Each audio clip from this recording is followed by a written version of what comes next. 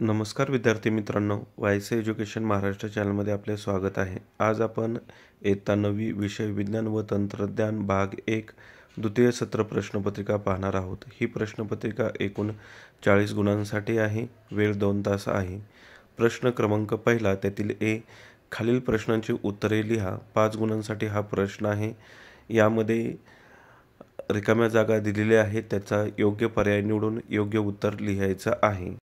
पहिली रिकामी जागा पहा। आरशाच्या परावर्तक लेप लावलेल्या पृष्ठभागाची बाजू अपारदर्शक करण्यासाठी व पृष्ठभागात संरक्षक म्हणून धातूच्या परावर्तक लेपावर टिंबटिंब सारख्या पदार्थाचा लेप दिलेला असतो।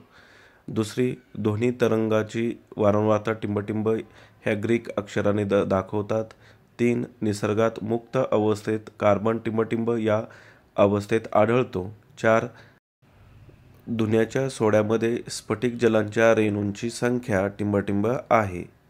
5, सर्व सेंद्रिय पदार्थामध्ये अत्यावश्यक असलेले मूलद्रव्य टिंबटिंब हे होय। बी, खालील प्रश्नांचे उत्तरे लिहा। 5 गुणांसाठी हा प्रश्न आहे। त्यातील 1, विरंजक चूर्णाचे रेणुसूत्र लिहा। दुसरं, सत्य की असत्य ते लिहा। 3, सोनोग्राफी तंत्रज्ञानामध्ये कोणत्या प्रकारच्या ध्वनी तरंगाचा उपयोग केला जातो। 4, आरशाचे सूत्र लिहा। 5, कठीणपणा या गुणधर्माच्या बाबतीत पोर्सेलिन आणि बोन चायना याबाबत फरक लिहायचा आहे। प्रश्न क्रमांक 2, शास्त्रीय कारणे लिहा। कोणतीही 2 4 गुणांसाठी 1, दुष्पेन पाण्यात साबणाचा फेस तयार होत नाही। 2, बायोगॅस हे पर्यावरण स्नेही इंधन आहे। 3, रिकाम्या बंदिस्त घरामध्ये निनादाची तीव्रता जास्त असते।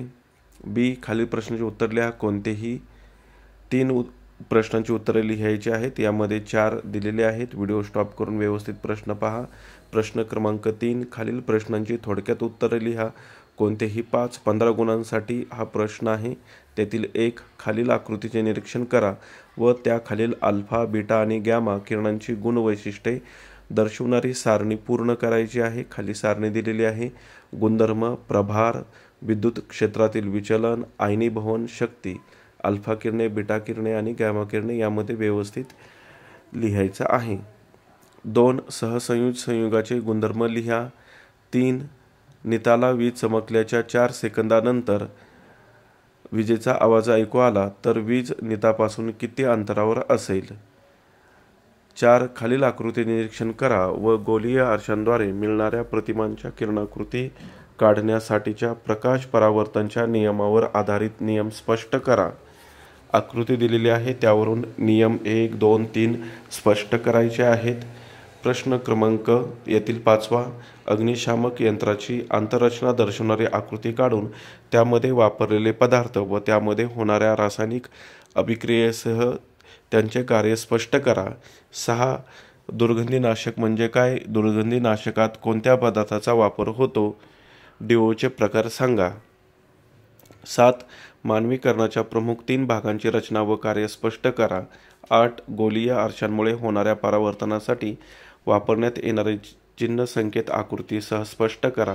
8 पैकी कोणत्याही 5 प्रश्नांची उत्तरे लिहायची आहेत 15 गुणांसाठी। पुढील प्रश्न क्रमांक 4, खालीलपैकी कोणत्याही एका प्रश्नाचे उत्तर सविस्तर लिहा। 1, पावडर कोटिंग आणि ॲनोडायझेशन या दोन्ही क्रियांमधील साम्य, त्यामध्ये वापरण्यात येणारे पदार्थ व प्रत्यक्ष घडून येणारी प्रक्रिया सविस्तर स्पष्ट करा। 2, कोळशाचे प्रकार सांगून त्यांचे उपयोग लिहा। अशा प्रकारे आपण इयत्ता 9वीची विज्ञान भाग 1ची द्वितीय सत्राची 40 गुणांची प्रश्नपत्रिका पाहिली आहे। धन्यवाद। जर तुम्हाला हा व्हिडिओ आवडला असेल तर प्लीज लाईक करा, शेअर करा आणि आपल्या चॅनलला सबस्क्राईब करा।